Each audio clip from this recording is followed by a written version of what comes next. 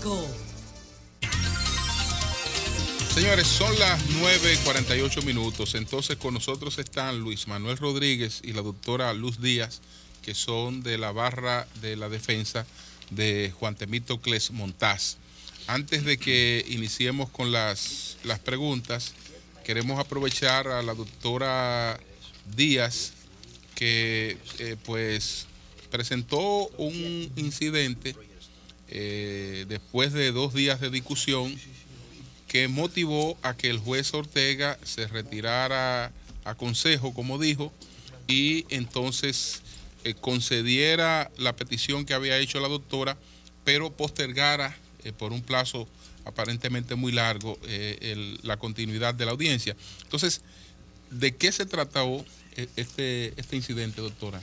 Sí, muchísimas gracias de verdad por la oportunidad de agregar y, digamos, responder sus inquietudes, sobre todo a raíz de la declaración que ha hecho nuestro representado, el ingeniero Montaz. Fíjense lo que ha ocurrido. Es importante que la ciudadanía entienda que lo que nosotros planteamos en esa audiencia era una cuestión muy elemental, y así lo entendió el magistrado. Estamos diciendo de que el derecho de defensa tiene que ser efectivo. No podemos, no es un formalismo, no es la simple enunciación o digamos, la presentación de los elementos, sino que me tienen que dejar a mí conocerlos primero, pero también presentar mi prueba de descargo, porque no solamente presentar y conocer de lo que me están acusando, sobre todo cuando las imputaciones son, señores, temas de enriquecimiento ilícito.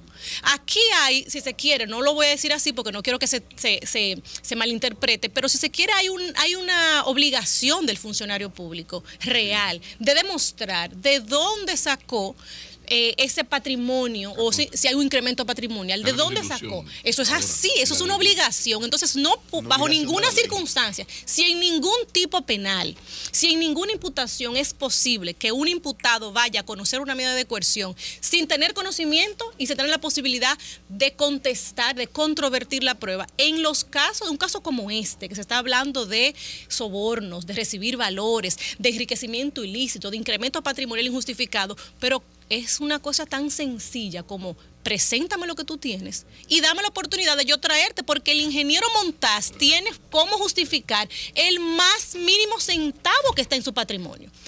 Pero lo más tremendo.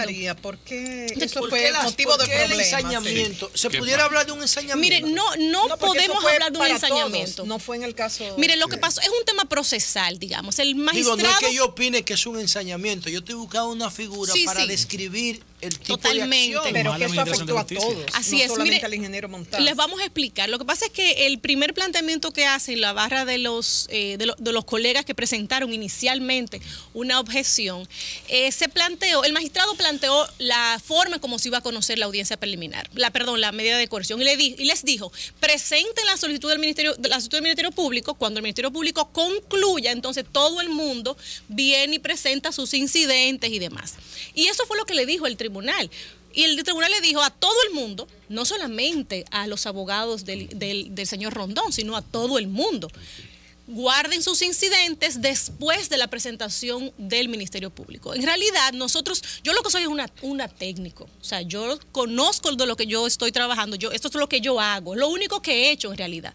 Y lo que hicimos nosotros fue, cuando el Ministerio Público inicia la presentación de su solicitud de medida de coerción y menciona un documento, yo evidentemente hago una objeción, porque no puede, es que no es legítimo usted presentar ninguna pretensión, no mencionar un elemento de prueba sin que yo tenga la posibilidad de verlo. Eso fue lo que pasó.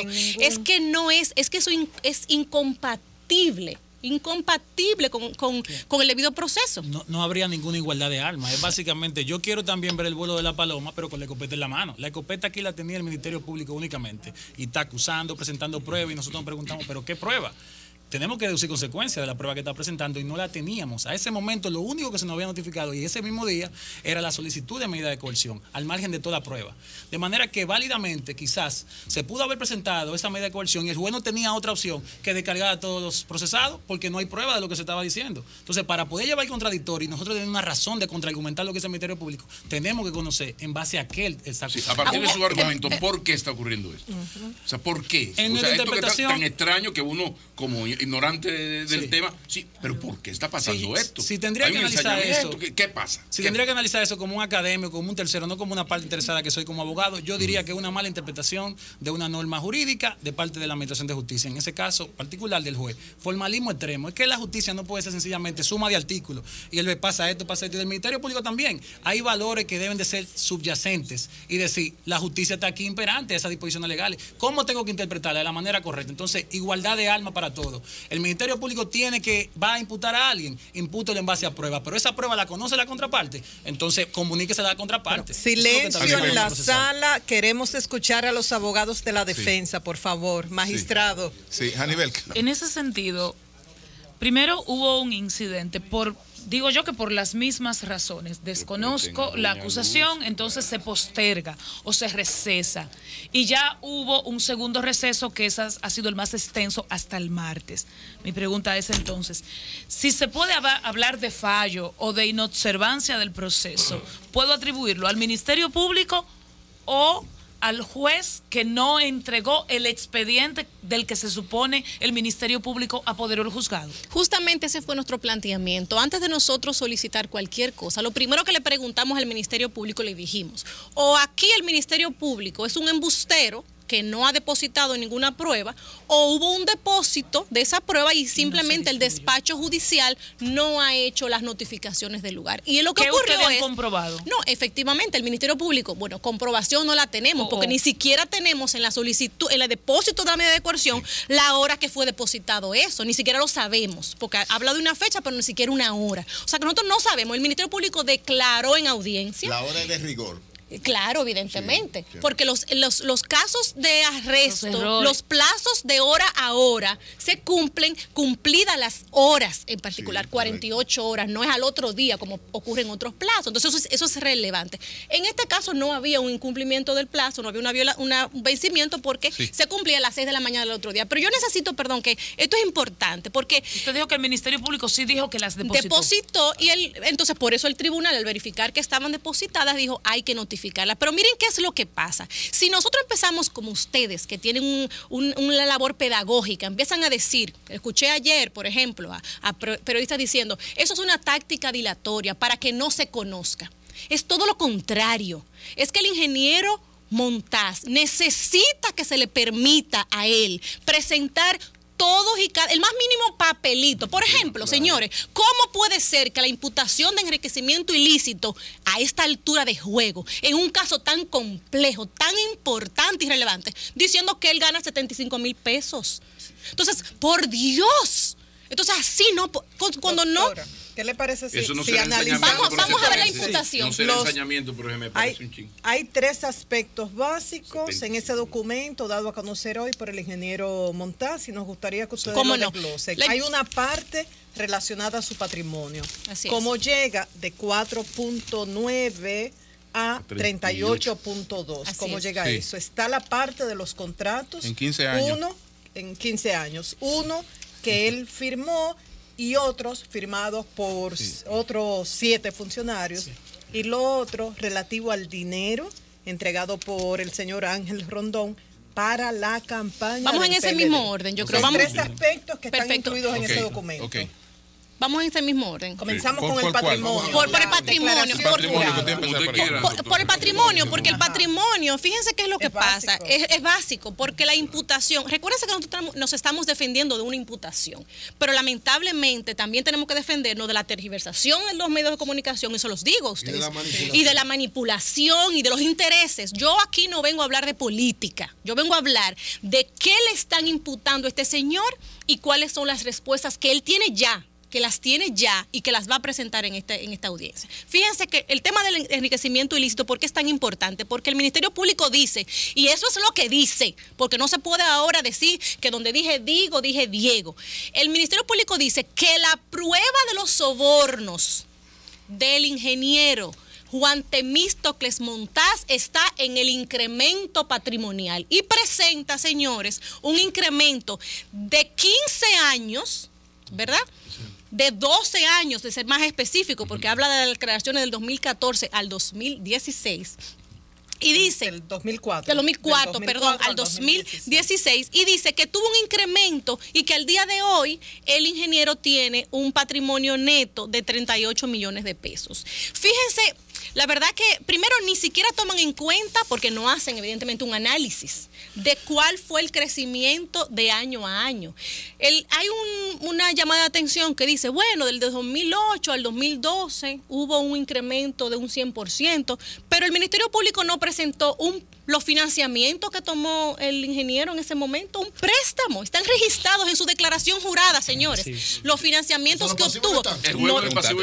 Bueno, lo que pasa es que hay un planteamiento de patrimonio neto y dice, wow, usted tiene en un momento determinado 38 millones de pesos. Pero cuando usted me dice de manera abusiva, porque eso es un abuso, cuando usted no presenta un planteamiento, primero que tiene 75 mil pesos, y evidentemente, ¿qué ministro? Por Dios, eso sería una vergüenza que hoy un ministerio público no le diga al país que este ciudadano primero tenía un ingreso por sus funciones, pero también además como secretario técnico de la presidencia y luego como ministro cuando se aprueba la ley en el 2006, pero también tenía una retribución por sus funciones en el Indotel, que eran ese oficio, y que en un momento determinado él renuncia luego a ese planteamiento, a esos ingresos cuando se regula el tema de los salarios, la regulación salarial en el Estado. Entonces los 75,000 pasaron a 300,000, pero no consta en el documento del Ministerio Público. No consta, ¿no? Claro, está en la declaración jurada. En el documento del Ministerio Público, ni el aumento del salario, ni los ingresos por Indotel. Para desmontar esa imputación, eso es vital, hubiese bastado aritméticamente sumar el salario que le correspondía como ministro de MIPID, que eran 300,000 a partir del 2010, y sumarlo al que ganaba en adición como ex oficio, miembro del Consejo Directivo del Indotel, que eran 262,000. Usted saca el cálculo y ahí va a encontrar 19 millones de pesos. Solamente en ese periodo, haciendo el cotejo, y que él renuncia voluntariamente, no por la llegada de la ley llega en el 2013, que prohíbe la dualidad salarial, él renuncia en el 2011 voluntariamente al salario del Indotel, y aún así sumando esos montos, usted va a dar con el incremento salarial. Otra cosa patrimonial. Otra cosa que no toma en consideración el Ministerio Público es la actualización de la tasación de los inmuebles. Revaluación de activos. En el año 2002 adquiere un inmueble por 2 millones de pesos. Sí.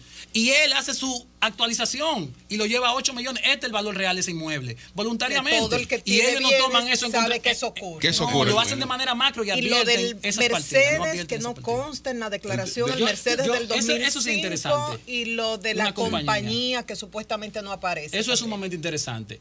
Un Mercedes-Benz que cuesta más repararlo que lo que vale el vehículo, que se encuentra estacionado en su casa del año 2005, que se encuentra ya en su casa. Pero vamos a Supercarro para que vean cuánto cuesta ese vehículo. ¿Cuánto puede valer ese vehículo? Pero imaginemos lo siguiente, aparece un Mercedes-Benz del 2005 en esas condiciones que él no declaró. Una omisión, definitivamente. Queríamos saber cuál es la sanción específicamente por eso, la omisión de ese Mercedes-Benz. Y una compañía... Pero ahí aparece como parte de la ocultación de patrimonio. Si él está ocultando que tiene un Mercedes-Benz del 2005. No, ese es el soborno. Está ocultando que tiene un problema en el patio de la casa. Ese es el gran delito que él ha cometido, que está sancionado en la ley de declaración jurada, está sancionado con falta administrativa, remitiendo a la ley 4108. Eso es lo primero, es el fundamento de la acusación en ese caso. Y la compañía, Temo 2016, que es una IRL, una empresa individual de responsabilidad limitada, que nunca operó, nunca funcionó y que no tiene patrimonio. Y entonces le dice el Procurador General de la República que tiene un incremento patrimonial injustificado. Y yo quiero dejar una reflexión en cuanto a ese punto. ¿Qué calidad puede tener el Procurador General de la República para acusar por incremento injustificado de patrimonio? Dejen eso en consideración por la omisión de una compañía que no tiene activo, que no funcionó y que nunca ha operado. Pero por Dios, a eso es que vamos. Cuando su patrimonio, volvemos y repetimos, está totalmente justificado. Hay cualquier auditor que se llame responsablemente, dice la ley de declaración jurada de patrimonio, que debe ser hecha por la Cámara de Cuentas y no se ha hecho. Vamos. La Cámara de Cuentas interviene ahí y suma los salarios que le hemos dicho y el patrimonio real y dará como ese incremento justificado. Oli no ha hablado. Adelante, doctor, Oli. Después Pablo. Doctora, en la acusación, en el tema de lavado, hay una inversión del fardo de la prueba. Tiene el imputado que probar es decir, no es la autoridad, sino el imputado. Según lo que ustedes han planteado, hemos visto, es decir, ustedes han expuesto las debilidades. Usted hablaba ahorita de los temas de la manipulación. A través de las redes nos encontramos con información de transferencia en dólares a cuenta en el exterior. Eso hubo un desmentido en principio, no están dentro de la imputación. Eso es solo para edificar a la ciudadanía. Eso es totalmente falso. Y no está dentro para que no la gente está, lo escuche no está no está en la imputación que se le hace. No hay ninguna cuenta en España. No hay, señores, el Ministerio Público ni siquiera presenta un informe de la Superintendencia de Bancos con los activos que tiene este señor, los activos corrientes. Pregunta puntual. Si para la respuesta en la inversión del fardo de la prueba, yo necesito tener las imputaciones. Mire las imputaciones. Claras, la página 186 del documento que ya hoy es público, la solicitud de medida de coerción, establece cuáles son las imputaciones precisas contra el ingeniero Temito Clemontá. Y empieza diciendo: aceptar suma de dinero de soborno, oigan esto, que no pasa de lo ridículo, de parte del imputado Ángel Rondón, para viabilizar y motivar en la Secretaría de Finanzas al ministro de Hacienda. Parémonos ahí un momentico. Ya aquí se ha dicho y se conoce públicamente cuál ha sido la relación histórica entre el ingeniero Montá y Vicente Bengoa. ¿Le cabe en la lógica a alguien? No, pues jurídicamente eso deben estar encausados o también, políticamente, pero política jurídicamente, ¿cabe en la lógica de algo que tenía incidencia o influencia o jerarquía sobre el ministro de Hacienda, el ingeniero Juan Temito Clemontá? No, sobre el ministro de Hacienda no, sobre Vicente Bengoa. Sobre Vicente Bengoa. No, eso no se llama un chiste malo. Eso es un absurdo, pero sobre ningún otro ministro no podía tener incidencia. Y se conocen cuáles son. Y la causa, para tampoco se malinterprete, la causa de esa enemistad o relación tensa no tiene que ver con esto, tiene que ver con la formulación de política pública y la diferencia de criterios como técnicos. Entonces, esa es la primera imputación, supuestamente a su falso soborno. Y entonces parte de una deducción inválida en el derecho penal y llega a la conclusión de que entonces se enriqueció ilícitamente como recibió ese soborno y el incremento de su patrimonio injustificado es la prueba de eso. Y como nosotros le decimos entonces, a la inversa, si nosotros demostramos que el incremento de patrimonio es injustificado, es decir, es justificado, se cae la acusación totalmente. Y mi temor va en aumento. Yo acabo de sostener que aquí lo que se está haciendo es relajando el proceso. Se ha cogido un zambá que es posiblemente, si no el más, uno de los miembros del comité político, que más se le reconoce como un tipo casi primario. Claro, honesto. O sea, casi un tipo primario que yo decía ahorita. Entonces, de repente usted toma en un gobierno donde el procurador lo nombró el presidente y el juez actuante fue nombrado por un Consejo Nacional de la Magistratura bajo el control del PLD, y agarran al número 3 del PLD en términos de alcanzar y mantener el poder 96-2000, sobre todo, y hasta el 2005-2006, que esa es otra historia. Entonces yo necesito que alguien explique de qué se trata esto, porque le pido a los doctores el por qué solo se citan, fue lo que decía ahorita, por qué solo son citados y metidos en este lío quienes son citados por el delator premiado. ¿Cómo explican ustedes que el Ministerio Público, a partir de los indicios de lo que dice el delator premiado, se niegue a hacer la mínima investigación en las instancias dominicanas? Yo desde que esto comenzó, dije, señores, es por la Superintendencia de Bancos y por la Dirección General de Impuestos Internos que prende. O en su defecto la declaración jurada de bienes, que no la mencioné porque es un relajo y temo lo que es un exagerado que la hacía cada año, porque aquí lo normal es que nadie respete la declaración. Entonces la reflexión que pido es qué es lo que está ocurriendo, y si ustedes están de acuerdo conmigo en que aquí hay un asunto. Yo agarro a una persona que puede fácilmente demostrar, y porque aquí nos conocemos todos, claro, ¿no?, su inocencia, pero entonces yo relajo un poco. Ustedes querían, miren, yo le pongo a uno que es prácticamente imposible meterlo en este tipo de chanchullo, y relajo el proceso. Yo quiero que ustedes me expliquen, porque aquí estamos viendo cosas, por ejemplo, eso del pasivo, de yo te pongo cuánto ingresaste, pero no que tú debes tanto al banco, ya ahí hay mala leche. Ya eso no, espérate, ya eso no es justicia. Ni el incremento del valor de la propiedad tampoco natural. O sea, ¿tú entiendes? O sea, por favor, tómese su tiempo, doctor. Sí, mire, nosotros en realidad hay algunas precisiones que tenemos que hacer primero, porque es importante informar a la ciudadanía que estamos hablando de una solicitud de medida de coerción. Aquí no hay una imputación, no hay una deducción de culpabilidad o no, ¿verdad? Vamos a hablar en términos técnicos expresamente, porque eso es lo que yo vine a hablar aquí. Yo, de verdad, yo no vine aquí a especular de que por qué está el ingeniero y no está otra persona, porque también los medios de comunicación han tergiversado una lista que él ha presentado que son informaciones públicas. O sea, eso debió haberlo hecho el Ministerio Público, presentar una tabla. ¿Por qué usted habla de tergiversación en ese caso? Porque lo que se está planteando, Temo está delatando a quienes firmaron los contratos. Señores, eso es una información pública, esto es un cuadrito quizás lo recordó, quizás. Bueno, lo que pasa es que le están imputando una participación a nivel que en esos procesos, entonces tiene que decirle. Un contrato, y él firma, señores, un contrato en el 2005 de financiamiento porque no ha firmado nunca un contrato con la empresa. Oli Brillante acaba de decir una cosa terrible. O sea, la imputación es porque él influenció supuestamente al ministro de Hacienda. ¿Qué es el y el influenciado, yo influencié a Pablo Maquini. ¿Y el influenciado dónde está? Tiene que estar en el cuadro presentado. Y llega el año, ¿sabe quién es que pone los grandes proyectos en el presupuesto? Él no lo pero sabe. eso tienen que preguntárselo a Jan Alain, señores. Vamos a estar claros. Ustedes no pueden pretender que nosotros vengamos aquí a decir.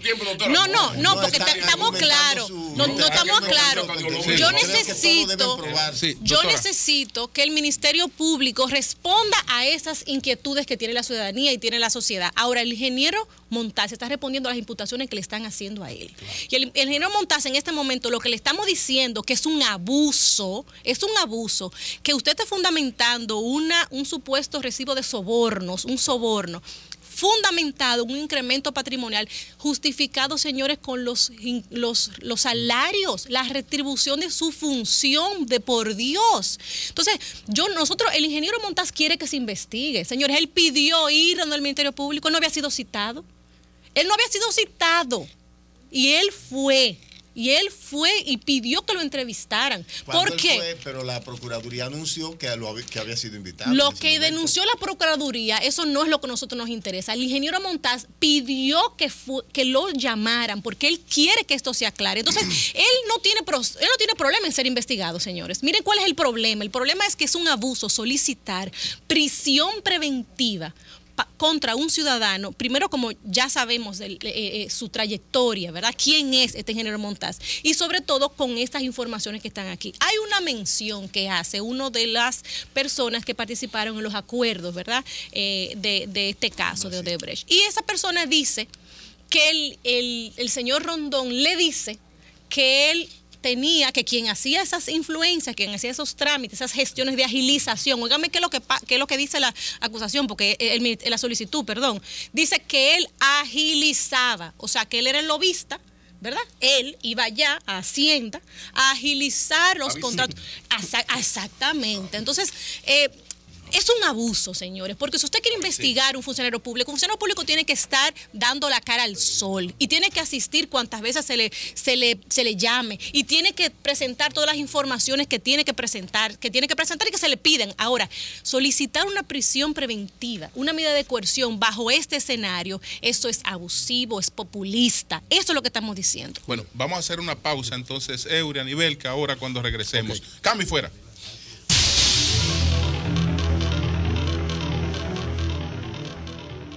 El sol de la mañana.